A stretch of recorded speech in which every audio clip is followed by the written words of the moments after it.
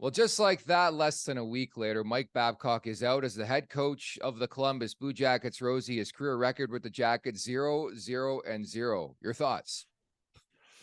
How many times has that happened? Hey, it's a wild story. It's a wild result. I think obviously the final thing to say is it was a mistake hiring him. And some people are thinking this is kind of like a cancel culture and weak younger generation ganging up and canceling a guy's career. I don't see it as that at all. I'm the last guy to like that type of thing. A guy loses his career because of something he said 10 years ago. I don't like that stuff as much as a lot of people. But that's not what this was. You can't be a guy in any business and treat people that poorly for that long and have zero consequences. Like, how arrogant are you? Who do you think you are? You can't do that kind of stuff. You shouldn't. And I remember playing for certain coaches in certain leagues, and every day is just this guy who's got power over you, just treats you with such a lack of respect that it just builds on you. And it doesn't require that to be a good coach.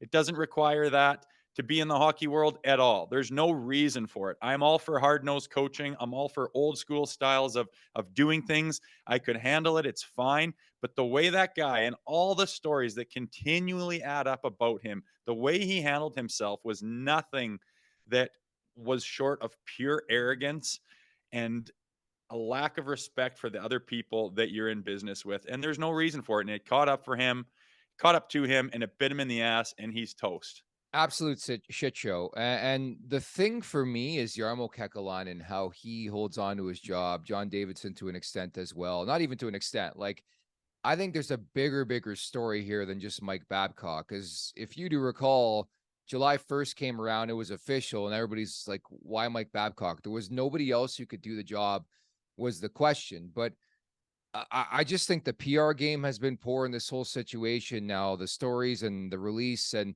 the thing that got me too is like Yarmo Kekalainen. I don't know if you caught this in the quote from the release, the Babcock's dismissal.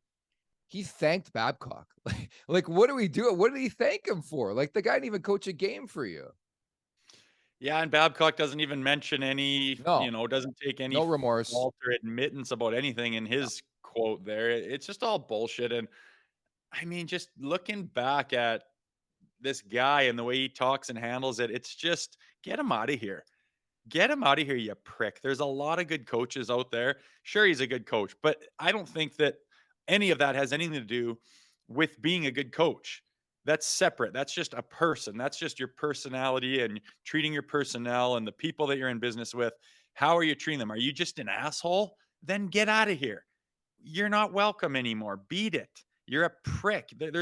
You're intentionally burying guys, screwing them over, messing with their careers. Get out of here. They're done with that. You can't get away with that anymore. You never should have. But that's got nothing to do with hockey. And you're done, and rightfully so. You got a second chance. You shouldn't even have got that. You blew it in a week. Get the hell out of here. We don't need you anymore. It Bye is the bye. The rest of the coaches and who's left over, a little bit of respect goes a long way with these players. They're not people that should just be treated like garbage, and it has been that way. And there's not a lot of industries in the world where you can do that and get away with that, and for good reason. Hockey's one of them. So sayonara. it is the most Mike Babcock thing ever. I'll just add that he couldn't even make it to training camp. Like, he was in prospects camp, couldn't even get into training camp. But just the story in general was just so ridiculous. And I wanted to ask you, as a former player, you've been in a locker room in the NHL, like, do you think players would look at Boone Jenner differently? And maybe there's obviously a disconnect between some of the veterans. Like, even Johnny Gaudreau was on the record last week and saying he had no problem with Babs going through his phone. Like, I just think the story is so ridiculous to begin with. There is no fucking need. And we talked about this last week. There is no need to go. I don't care who your family is. Are you a good hockey player? Will you help my team win? That's all that the questions I would need to ask for the most part as a coach. Like, I just think it's so ridiculous, this story in general. But I wanted to ask you, like, about Boone Jenner and some of the veterans who didn't have an issue with it. Like, would there be sort of a disconnect in the room, do you think? I don't know. I don't think so. I mean, you're playing damage control, right? The thing Yeah. comes out on Chiclet's podcast. Everyone's talking about it. It's all over the social media and whatnot. Okay, now it's a story. Oh boy, how big of a deal is this? Are the guys thinking in the locker room? They're talking to each other. What are we gonna do? Well, a PR guy's in there. Hey, look, we gotta, put a pin in this thing.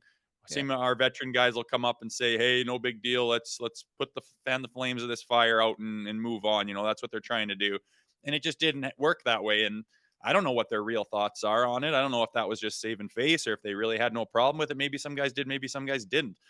I don't know, but the bottom line is they went and checked it out. They did an investigation. They looked around, asked around to all the different players, and it turns out, yeah, he was being stupid and ignorant, and he's taking guys' phones for minutes at a time. Like, what are you doing? You already know that you have a problem with how you interact with people. You've been fired, you've been outed, you've been ostracized, and had to go coach some other team for you weren't even in the league. Like, you already know that. Yet you do this kind of shit. So whether they're saving face or not, if everyone's on board with it, if no one's on board of it, they checked it out and said, yeah, you know what, let's get rid of this guy.